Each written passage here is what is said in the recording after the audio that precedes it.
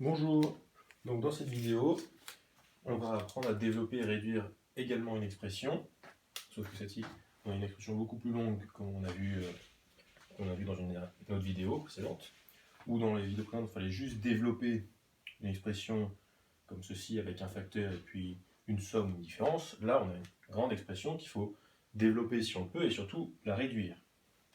Donc première étape, quand j'ai une grande expression comme ça, eh bien, je regarde tout d'abord s'il y a justement des facteurs ou également des opérations à faire des parenthèses, peut-être. Déjà, j'ai des parenthèses. Ici, dans cette parenthèse, j'ai une opération. Questionnement, est-ce que je peux faire cette opération 3x moins 5? La réponse est non. Je ne sais pas faire 3x moins 5. Donc là, j'oublie ça, c'est-à-dire que je ne peux pas le faire. Par contre, j'ai un facteur devant cette parenthèse. Et quand j'ai un facteur avec une parenthèse, c'est-à-dire une différence ou une somme dans la parenthèse, eh bien, premièrement, je sais que je peux utiliser la distributivité, c'est-à-dire développer cette expression qui est là. Donc première flèche, je distribue mon facteur 2 au premier terme de la différence, ici c'est 3x, et je fais la même chose avec le deuxième terme, c'est-à-dire ici 5. Puis le moins je vais mettre au milieu.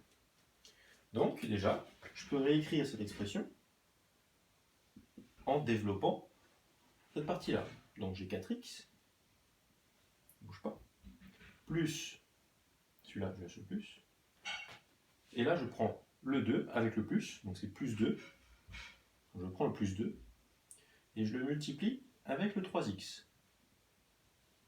Le plus 2, je le multiplie avec le 3x. Ensuite, le signe qui est là, le moins, eh bien, je le mets après le 3x, qui est là du coup. Je reprends le plus 2, d'accord, donc je prends le 2 avec le signe qui est devant, donc plus 2. Donc je reprends le plus 2. Ici, plus 2 ou 2, c'est pareil, d'accord. Par contre, s'il y avait un signe moins, j'aurais mis le moins là, ici, et le moins qui était devant le 2, je l'aurais également mis, donc ça aurait fait moins et moins. Ça aurait fait deux signes qui se suivent. Là, comme c'est un plus 2, je n'ai pas besoin de mettre plus 2. Par contre, le moins, ici, il est bien là. Je le multiplie, donc je distribue le 2 avec le deuxième terme qui est 5. Voilà. Ensuite, j'ai moins 2. Et là, pareil, moins et moins, j'ai ici deux signes qui se suivent. J'ai pas de calcul dans la parenthèse que je pouvais faire avant. Donc par contre, maintenant, les deux signes qui suivent, ils peuvent se transformer en un seul. C'est la règle des signes. Moins et moins, quand ils se suivent, ils se transforment en plus. Donc les deux signes moins, tac, transforment en plus. Et puis après, je mets le 2. D'accord, on va te mettre ici les deux signes moins qui se suivent, transforment en plus. Voilà. Et ensuite, j'ai moins 2x fois x. Moins 2x fois x. Ici, on peut laisser. Ok. Maintenant, pareil, je regarde les priorités de calcul qu'il y a dans cette expression. Eh bien, j'ai plus de parenthèse.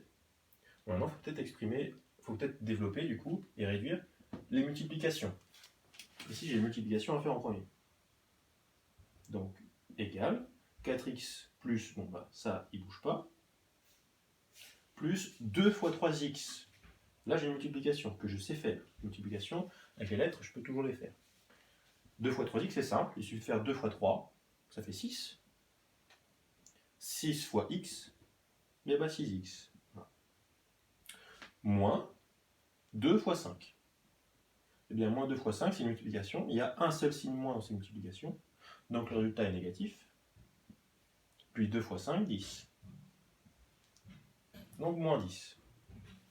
Plus 2. Donc le plus 2, ça ne bouge pas. Moins 2x fois x. Et là, j'ai encore une multiplication avec un signe moins dans ces multiplications. Donc s'il y a un seul signe moins dans ces multiplications, le résultat est négatif. Puis 2x fois x.